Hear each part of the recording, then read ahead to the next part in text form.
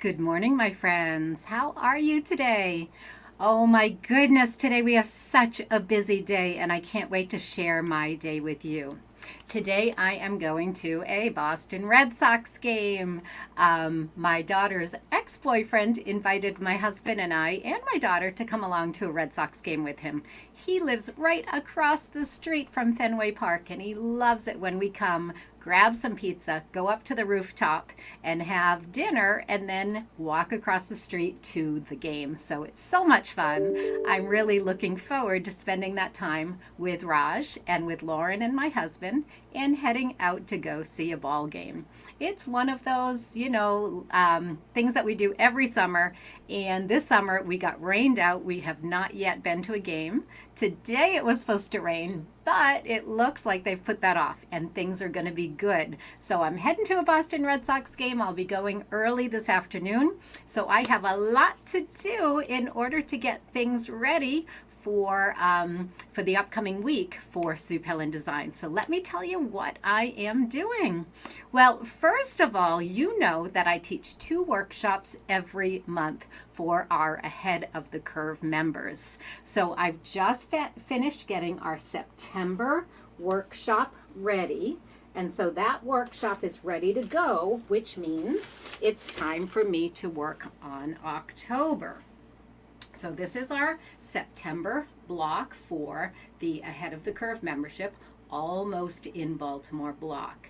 So you can see that we're doing a cornucopia for the fall, but I wanted to put it in September. That way, if you wanted to get one ready for Thanksgiving, you'd have plenty of time to get this ready for Thanksgiving if you wanted to make a wall quilt out of this. But I'm going to be adding this to a 12 block quilt that's going to be a Baltimore style quilt. So isn't it pretty? I'm really pleased with the way it came out. Now you will see I've started to stitch this. I'm not done yet, but I have done all of the green stitching and I've started the strawberries. But you can see those bittersweet berries. Now bittersweet is an invasive species. It's a non-native species of vine that grows in New England and takes over. But the berries are beautiful, and it's very traditional to use bittersweet berries in our fall decorations, including maybe a cornucopia that you would get ready for the holidays. So because I like the blocks in our Baltimore quilt to relate to each other, the next block that I'm making for October is a bittersweet vase. So it's going to use those same bittersweet berries, so it carries over that theme, but I'm going to do a vase filled with flowers and berries also for fall that relates to the cornucopia block. So that should be great fun. I'm really looking forward to presenting the cornucopia block in September, and then our October block will be the bittersweet vase. So I'm just going to run right over here to our website, and I want to show you what else we're doing in September. So let me just go right ahead onto our website, and then I'll be able to show everybody what's coming up in Ahead of the Curve for September. So just give me a minute. I'm going to get that website up on my second screen here so that you'll be able to see what I'm seeing. So if I log into the website, then I'm going to share my screen with you. Okay, there we go. Okay, so this is the area that we have for our members in Ahead of the Curve.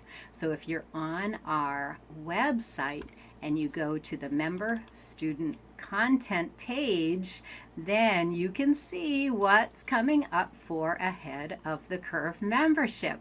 Now our membership always have our technique videos, and we're going to be talking about those in just a minute. Then we have on-demand projects. That's lots of different workshops that I have taught online in the past, and the videos for those workshops are here for our members. So our Platinum Leaf members members have access to the most workshops, and they are all here under on-demand workshops. So if there's a workshop that you missed that you wanted to take but you weren't able to take it the day it was offered, you can go to on-demand workshops and you can find whichever workshop you'd like to take. Now, why am I going through this today? Well, one of our Platinum Leaf members didn't realize she had access to Monet's garden. So I'm going to show you Monet's garden here. It's actually on my back wall right there. And the instructions for Monet's garden are within the membership. But we also have instructions for Monet's garden in our book, our Rotary Cut Applique with the Leaves Galore book. So we're going to be talking a little bit about the background that I created for Monet's garden, but I just thought while I was here, I'd show you all the other workshops that are available to our Platinum Leaf members. Now, our Gold Leaf members also have access to 8 different workshops, and those start right about here. So these are our Gold Leaf level workshops. And then our Silver Leaf members, they have access to just 2 on-demand workshops, but the point of those 2 is to get you started using your Leaves Galore and your Hearts and More tools. So in addition to all of the workshops, you also have all of those technique videos. So let me go backwards. I just wanted to show our members where they could find those workshops, but let's look at the workshop details here on Live Workshop Details and Registration. Hey Kathy, nice to see you here today, and I see that Elaine's on, so welcome. And for all of you that are watching the replay, I'm going to get into how we make the background for this Monet's Garden quilt in just a minute. But first, I want to show you what's coming up in our Ahead of the Curve membership for September. So if I click here on Live Workshop Details, we have a printout here for you that lists all of our Q3 and then our Q4 workshops. So you can get those workshops on your calendar. So go ahead and print those out if you are a member, and then you can see what our members are creating in September. So this page is only available to members. So for those of you that are not yet members, I wanted to show you what's coming up for our September workshops. In September, we will be doing Hope's Diamond. Now, Hope's Diamond is also a workshop that I'm teaching at the Scudic Institute at our retreat in October. So many of our members are coming on retreat, so I would recommend that our members do the September Almost in Baltimore block for their September free workshop, and then at our retreat, we'll be diving into Hope's Diamond, the bonus quilt for Hope's Diamond, which is, I don't have a picture of it here, but there is a bonus quilt that we're going to use the leftover fabrics from Hope's Diamond to make a bonus quilt. And we'll tackle that at the workshop as well as at the retreat. And then at the retreat, we're also going to be doing Drunkard's Path. So that retreat is still open, although after our presentation last Tuesday, we had a lot of interest. So we've sent out a lot of registration forms, but we haven't filled up those last couple of spaces yet. Even though we sent out a lot of registration forms, there is still time to get those last couple of slots at the Scudic Institute, Arcadia National Park in Winter Harbor, Maine. And the way you're going to get information about that retreat is to write to Rick and Bev Henyon at gmail.com. Okay, so let's get rid of this screen share. I just wanted to show you what's coming up for September and let our members know that you can sign up for our September workshops. If you're not yet a member, we do have applique school coming up next month. So if you're wondering what I'm talking about and how we are rotary cutting these applique quilts, you'll want to sign up for applique school. And the registration for applique school will be ready right on the home page of our website starting on September 1st. So if you haven't been to our home page yet, let me get there for you. Go to SuePellandDesigns.com, and as of September 1st, there'll be a banner up here to sign up for applique school. That's your first step in learning how to do fusible rotary cut applique. All right, so let's stop sharing. And I want to share with you, oh shoot, there was one more thing I wanted to share on the screen, but that's okay. In our technique videos for members, we have a series of techniques to teach you how to use the Leaves Galore and the Hearts and More rulers, or the Hearts and More tools. I call them templates, I call them tools, some other people call them rulers. It doesn't matter what you call them. The purpose of our Leaves Galore tools and our Hearts and More tools is to cut out applique shapes. So one of the fun things that I love to do on these Facebook Lives is create critters. Just have fun creating different things with the rulers. And last week I started a critter series with fish. Now I don't know where I put that box with my fish, but I wanted to create a backdrop for those fish, for the seaweed that we did last time. I want to, actually I think it was 2 weeks ago, because last week we talked with Bev about the retreat. So I think it was 2 weeks ago.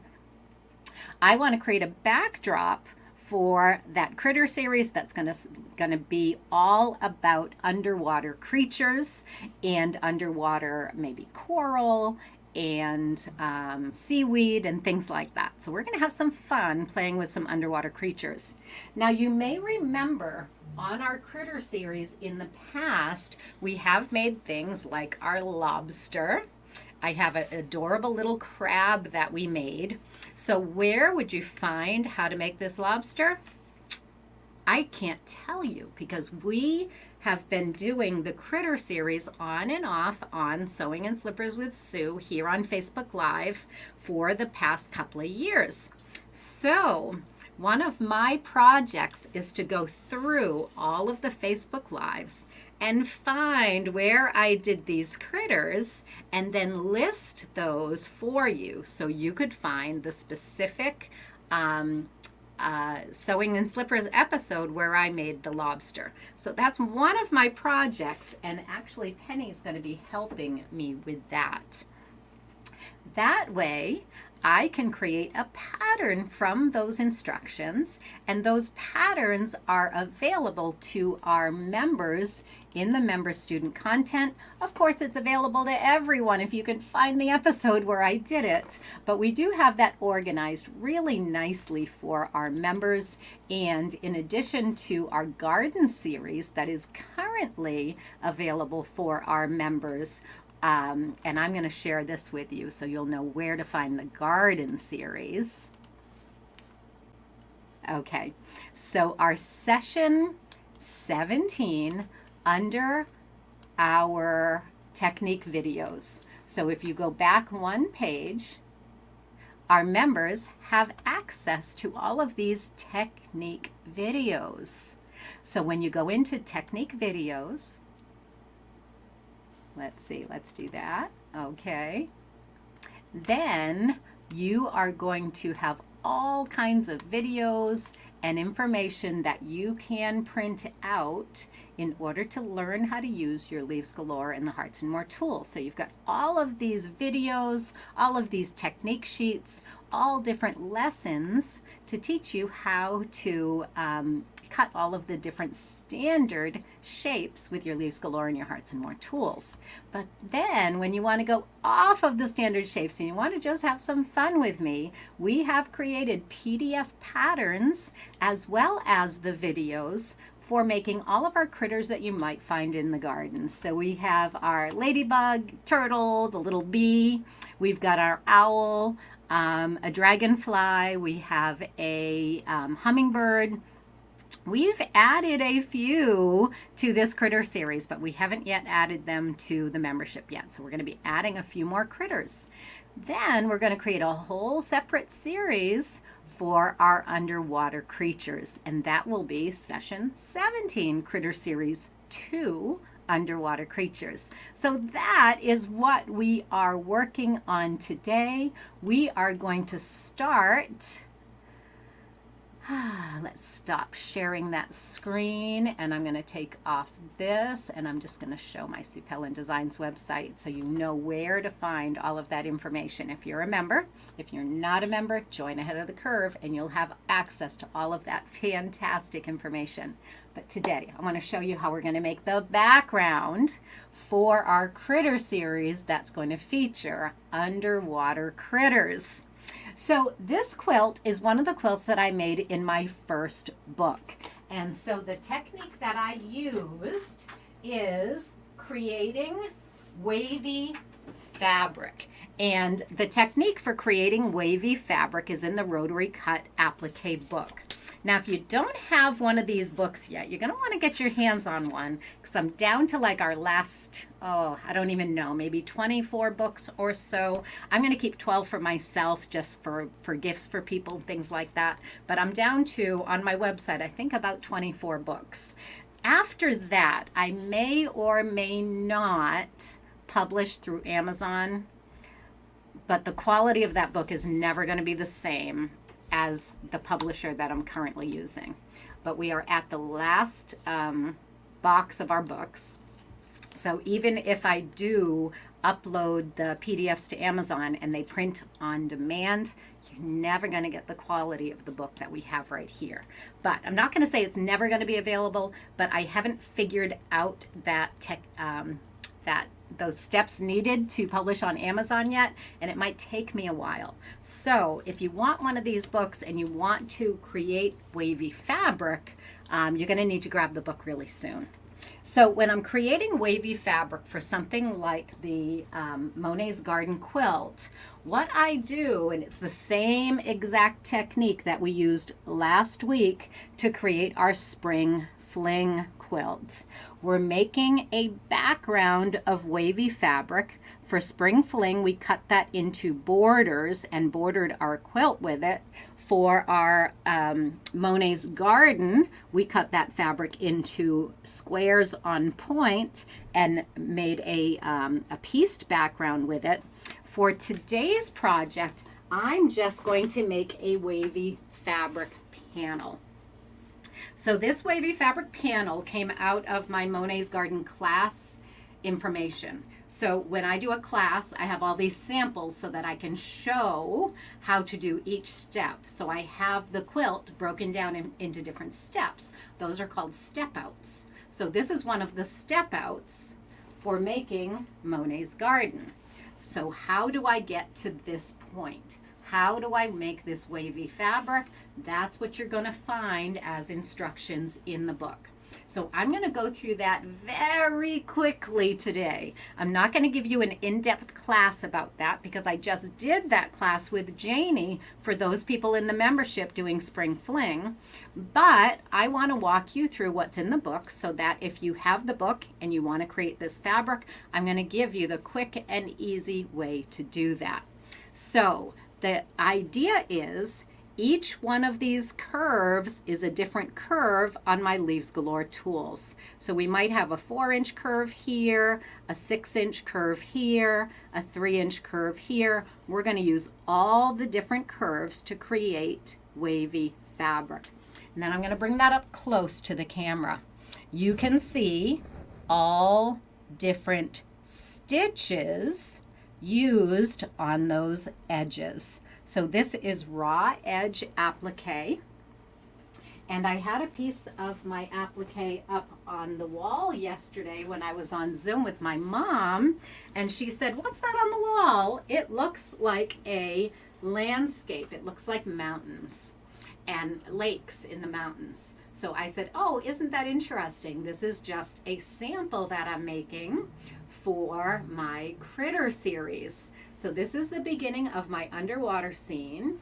It's going to be nice and light up top where the sun is hitting the ocean, and then it's going to get darker and darker and darker as we go down, and we're no longer going to have waves, but we're going to have different levels of the ocean. So it's going to be big panels, big wavy panels added to that bottom.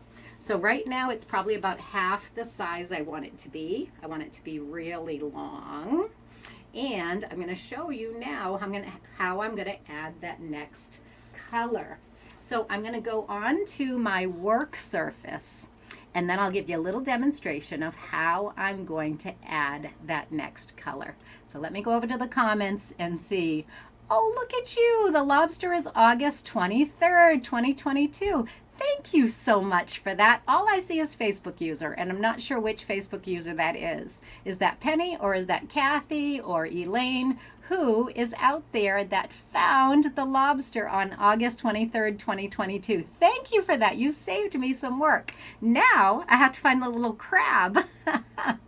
So yeah, we'll get there. If anybody finds the crab, absolutely let me know. And I'm going to write that down.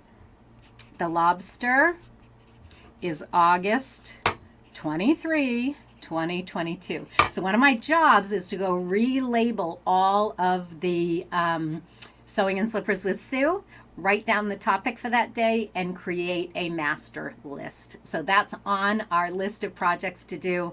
It's a big project, and I don't know when it's all going to happen. So, hey, oh, good morning, Brenda. Welcome, welcome. Yes, if anybody watches a video and it's not labeled, go ahead and jot it down and send it to me in an email. That will make my job so much easier. So thank you for that. I really appreciate it, whoever that was. All right, I'm going to go down onto my other camera so that you can see my workstation. And for those of you that did do the class with me last week when you did Spring Fling with Janie and I, this is just going to be a little review of that technique. So here we are. We have our different levels of the water. And I went from very, very, very light. This could be the sky, or it could be where the sun is just hitting the water. So that could be the first level of water, or this could be the sky up top here. Now I want to get darker and darker and darker as I go. So the next color that I'm going to add is this very, very deep, deep blue. And it's more of a teal blue, and it kind of matches the green that's in this fabric. So this fabric is a very purpley blue, and then it's got some green in it that looks like seaweed. So I'm going to go with this greener blue as my next step. So the process is, this is the one and only time I use a paper-backed fusible for my applique. And I'm going to tell you why we're going to use a paper-backed fusible. So I've chosen this paper-backed fusible. It's called Wonder Fuse, and it's made by Clover. So that's the Clover company that you're probably familiar with. They do lots of different notions for the quilting world. And that paper-backed fusible has a very nice fusible web on the front. Now, on the paper. Now that fusible web has a little bit of texture to it. I don't know if you can see that texture. So I am testing out this product.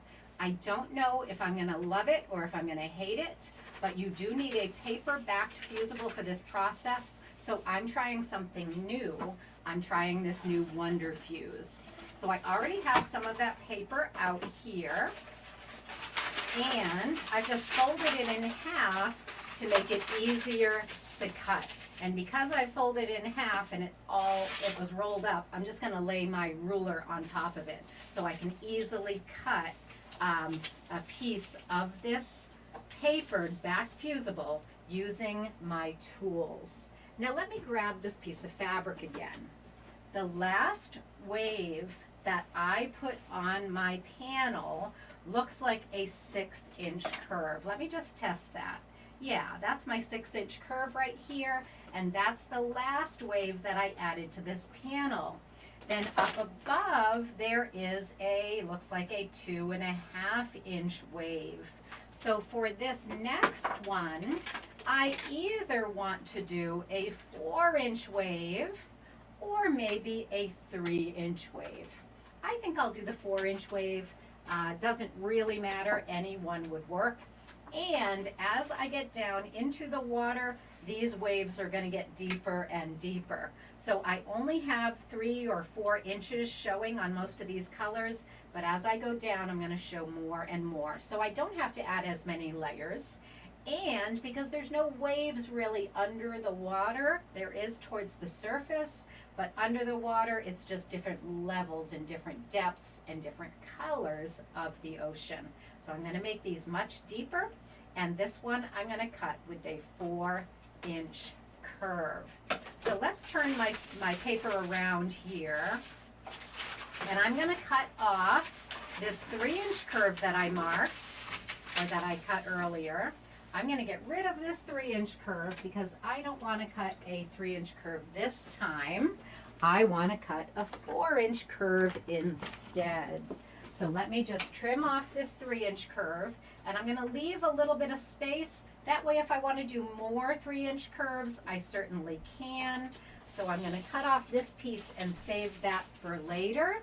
And then I'm going to use my 4-inch tool, and I'm going to cut some waves with the 4-inch tool.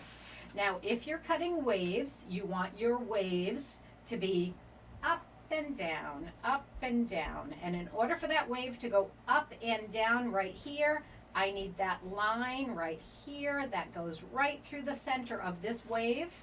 The line ending in A, I need that on the fold. So then I'm going to cut out that paper backed fusible, and I want to cut that paper back fusible 1 inch wide. Why am I cutting it 1 inch wide? Well, I will show you. Okay, so I've measured it. It's roughly 1 inch wide. Doesn't have to be perfect by any means because this is a fun and foolproof technique. Now I want to take that fabric, and I actually cut my fabric twice as wide as it really needs to be. I want my depth of my water to get deeper and deeper, but I don't want something this big. This is about 10 or 12 inches wide. I really only want about 6 inches wide. So I'm going to put this paper backed fusible right down the center of that piece of fabric. Now, because this isn't Misty Fuse, I don't want to lay my iron on that paper for very long. I just want to touch it to adhere it to the fabric. Now I ran out of that curve, so I'm going to create another one so I can extend that curve all the way across the fabric. Now this time I'm not going to measure. I'm just going to guess at a 1 inch width. Doesn't have to be accurate for this process. And I'm going to create another curve using that 4-inch tool so that as I come down my fabric here, I can continue that curve with the paper. And how am I going to do that? Well, I'm going to line up the end of my tool with the paper that I'm ending with, and then I'm going to continue on with more of that curve. All right, that looks good. Let me take my scissors. So I'll end the paper here at the end of the fabric. The curve looks good, so I'm going to move my tool and just tack it in place with the iron. Okay. Now what I've done is I'm actually creating 2 waves that I can add to my panel. So maybe I want to make 2 panels at the same time. When I'm doing Monet's garden, I cut 3 or 4. I make 3 or 4 of these panels, all slightly different, and that's what gives me the beautiful background for Monet's garden. But for this quilt, I only need one background. That's okay.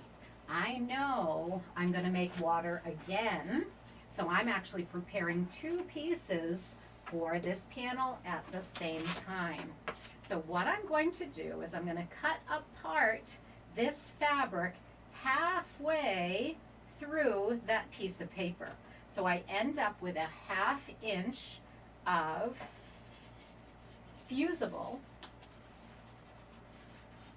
on each edge that I'm creating. So I'm going to cut this fabric into 2 using that curve.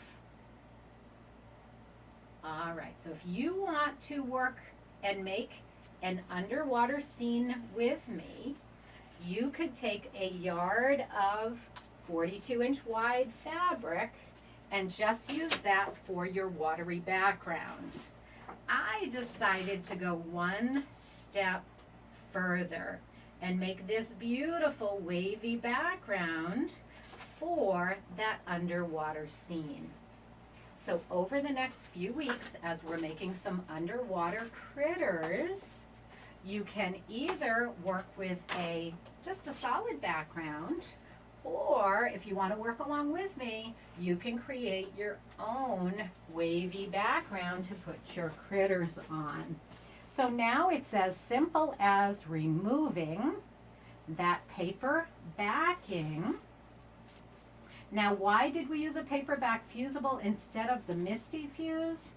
Well, if we cut a wavy bit of Misty Fuse that was 1 inch wide, it would be very difficult to put that on the fabric, because if you only have the Misty Fuse and you're laying it on the curve like this, then you've got to cover it with the applique pressing sheet and press it.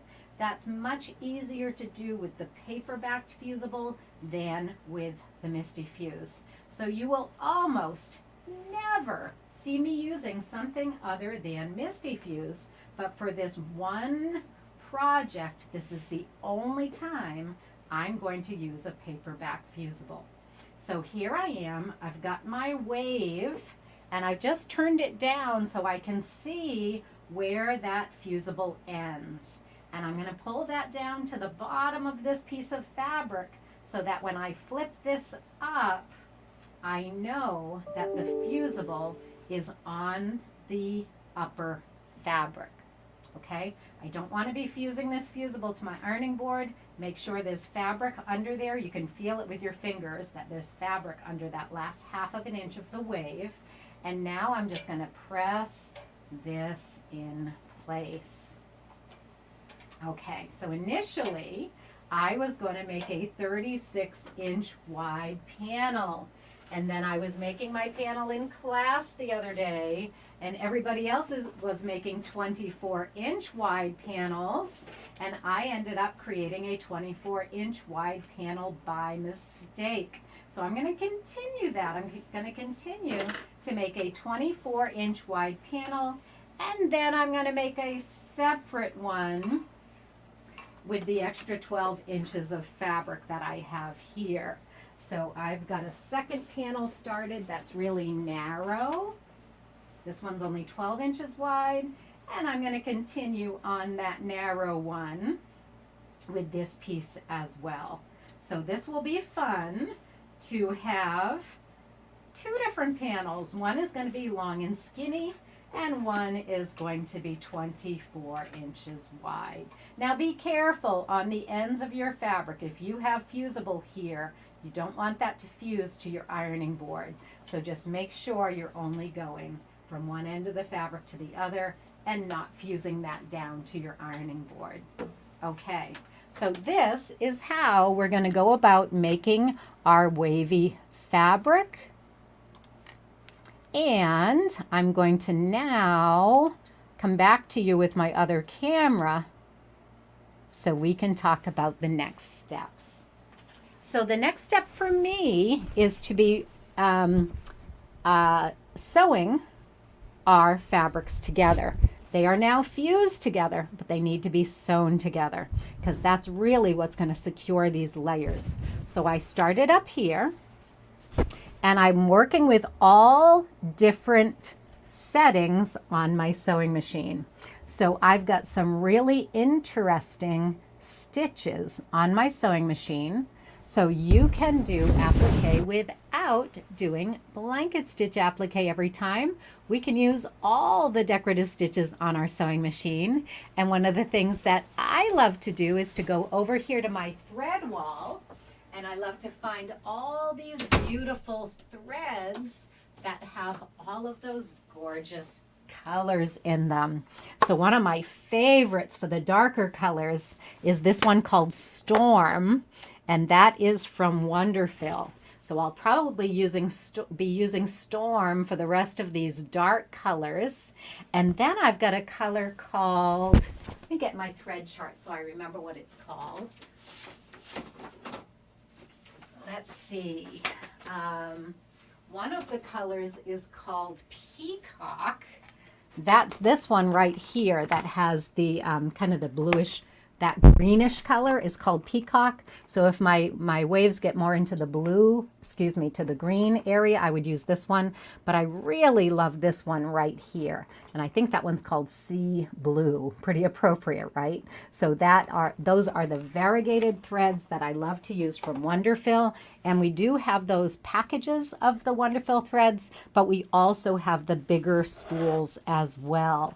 So in the package, we have the I think they're 200-meter spools, and on the website we also have the 1,000-meter spools. So we have the bundles with 1, 2, 3, 4, 5, 6, 7, 8, 9, 10 200 meters, or we have the individual spools at 1,000 meters. So I'm going to be using a lot of this, so I'm going to thread up my machine with this thread and start working on some of those darker colors. So this will be such a fun background for my quilt. Now you can see my edges are all over the place.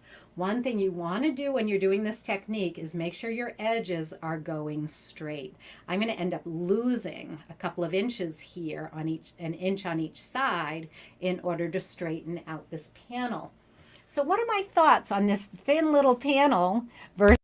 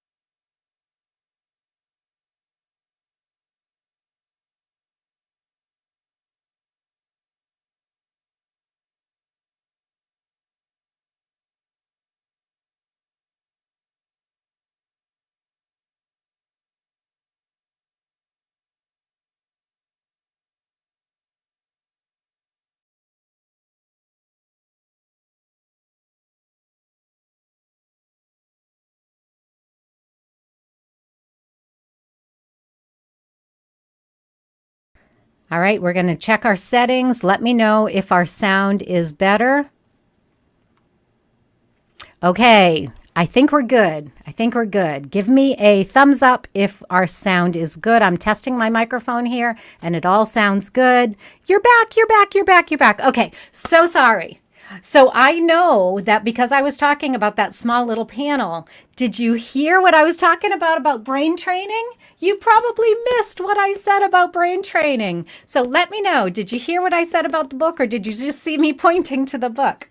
I love this book on brain training. It's all about staying positive and looking at things from a positive perspective. So thank you so much. I know the sound is good. And I don't think I told you about what that brain training lesson is for today. So every day when I come to you on Sewing and Slippers with Sue, I love to give you a technique that you can try. And I also love to give you a little touch of brain training. I think brain training for quilters is so important because I hear a lot of negativity. I hear a lot of self-criticism out in the quilting world. I hear a lot of problems instead of creative solutions. So I'm going to give you a little shot in the arm today about brain training. When I made this thin little panel by mistake, because my big panel is 24 inches long and this one's only 12 inches, I looked at this not as a problem, but as a design opportunity. And so I want you to also think about any little glitches, any little mistakes that you make, not as problems, but as design opportunities. Even if you are making a quilt that somebody else has made before, say you're following a pattern and you create a little problem for yourself. Something doesn't go right, you don't understand the instructions, and you do something wrong. Well, first of all, it's just fabric. It's like not crying over spilt milk, right? It's just milk. Well, it's just fabric. And if we make a mistake, we can always go out, grab some new fabric. Now, maybe you don't have the exact same fabric again. Design opportunity. What could you add to this quilt that would give it a little bit more pizzazz? Even if it's a kit quilt and you expected to make it exactly like the kit. Here's an opportunity for you to make this quilt unique. So unlike everybody else that made that quilt exactly the same way, you're going to have a beautiful quilt that is unique and different, and it's all your own. So when we have a design opportunity, I want you to think about it in a different way. I want you to turn that frown upside down and stop beating yourself up for making a mistake. Instead, say, oh, I did something a little bit wrong there. So what can I learn from this? What can I learn from this? First of all, maybe you learned to read your instructions twice before you cut, right? Measure twice, cut once. So maybe that's bringing that motto back into your brain so that you'll do that the next time. Or maybe it's, you know what? The instructions weren't very well written. I'm going to just send a little note to the person who wrote it and just say, did you mean to say this? Maybe you can give them some creative criticism. Okay, some creative input, not criticism, some creative input so that they can make their next pattern better. Or you could simply say, you know what? This is going to make my quilt unique, and I'm going to add a little different fabric, maybe a little different twist on that pattern. Maybe I'll add a little applique to cover over that seam that doesn't match perfectly. Maybe I'm going to add a little something special to this quilt to make it my own. And then I'm not going to have the exact same quilt that everybody else out there has. This one's going to be mine. That is going to be your little positive shot in the arm for the day, is look at those problems as little design opportunities. Okay, so my design opportunity is, how do I take a 24-inch panel and a 12-inch panel that I wanted to be 36? Well, it's not going to be 36. So how can I do this creatively? Well, I could cut 3 12-inch panels from the 12-inch that I have and the 24-inch that I have, or maybe 11-inch panels because they're not quite perfect, so maybe I'm going to have to bring them down a little bit. Maybe I'll have 3 11-inch panels and make a triptych. I'll make a quilt with 3 separate sections. 3 little long, thin quilts that go together on the wall to create a picture. You've probably seen that in quilt shows. They are quite common in quilt shows. So maybe because it's quite common, I want to do something different. Maybe I'm going to take that 24-inch panel and use that as my center panel and put 6 inches on either side. Or maybe I'm going to make another one of those 12-inch panels and take the 24-inch center and put 2 12-inch panels on the sides. There's all kinds of design opportunities here waiting for me. So I'm not going to get frustrated with myself for doing something wrong. I'm simply going to look at this as a design dilemma that I get to solve, that I can come up with a creative solution, and my quilt is going to end up even better than what I had thought initially. So that is your little bit of brain training for today. I hope that you enjoy looking at things from a positive perspective. As soon as we turn that negative self-talk into some positive self-talk, all of those opportunities are going to present themselves as fun things that you can do, as fun things that you can learn, as new things that you can learn, experience, and put into your future quilts. And you can also learn from those mistakes on what not to do the next time. But personally, I tend to, what is that saying? Ready, aim, fire, right? I tend to fire before I'm ready and before I take aim. That's just my nature. That's just my personality. So I often come up with these little mistakes, which I don't concern myself about. I look at them as opportunities. I don't always follow directions. And to me, that's a good thing. It's testing my creative muscles. It's putting those creative muscles to work so frequently that I'm always ready for a creative solution to a problem. All right, so that is enough brain training for today. I hope you have had fun today making the background for a quilt like Monet's Garden, or for borders on something like our Spring Fling quilt. That was flowers in the middle with a pieced border. It's in the book if you're wondering. And today I am going to be sewing this panel. I'm going to be doing my decorative sewing across each one of these waves so that the next time we get together, we're going to take the seaweed and the grasses that we created 2 weeks ago, start applying these to the backgrounds, and then adding our little fish, our little critters, maybe some shells. I'm thinking some brain coral.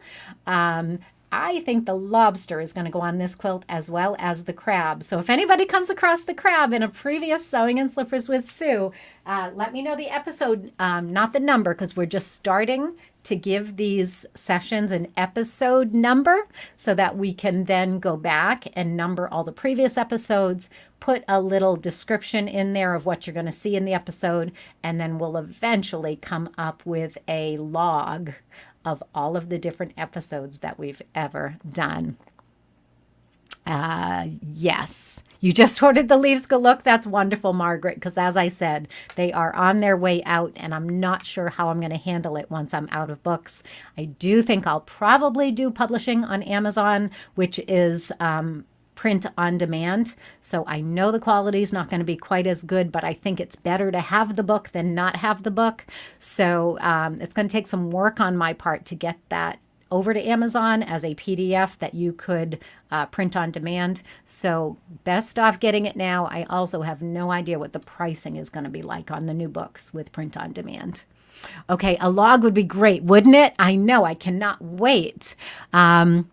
Where will you put the PDF files for the critters? Well, the PDF files, the patterns are going to be for our members only. We're going to put that as session 18 under the critter series, which is on the technique videos for our members. Everybody else gets to watch me do it. You get to have fun playing along with me. You can figure out the pattern from what I do here on Sewing in Slippers with Sue, but all of the patterns and the videos, the PDF instructions, the printed instructions, those are going to go into our members only group. Okay, so if you're interested in the members only group, it's called Ahead of the Curve. We are currently nominating new names. In fact, we're voting on new names for our group. Ahead of the Curve will be changing, probably not until January. And we're getting the last few surveys in. And for our members, we will have a session when we do our all-day sit and sew this month. We will have a session on choosing our new name. I will look at all the responses and see if we have an overarching winner. And if we don't, we might narrow it down to 2 and vote again. So this is going to be a longer process because there's a lot of information on the website that says Ahead of the Curve. So when we do change our name, and there's reasons for changing, I won't get into it here, but there's a reason why we need to change. We will announce that when it happens. It probably will not officially be until January. Well, it's been so much fun to spend my morning here with you, creating this beautiful wavy background that you can put into any of your quilts. It's just an idea. It's just a technique. So I love teaching techniques that you can apply to your future quilts. So come back every Tuesday morning at 11 o'clock to either see one of my guests, to learn a new technique. We have all kinds of things going on here at Sewing in Slippers with Sue. So just come by, see what the topic is for the day, stick around and watch me create and create right along with me.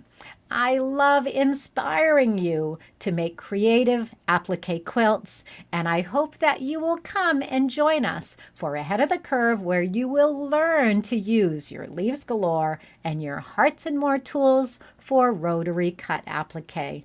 So for now, I'm Sue Pelland. Thank you for being here on Sewing in Slippers with Sue. Don't forget to check out our website, SuePellandDesigns.com. All of the products that you see me using here on Sewing in Slippers with Sue, most of those products are available right there on my website. Bye, everyone, and have a wonderful day.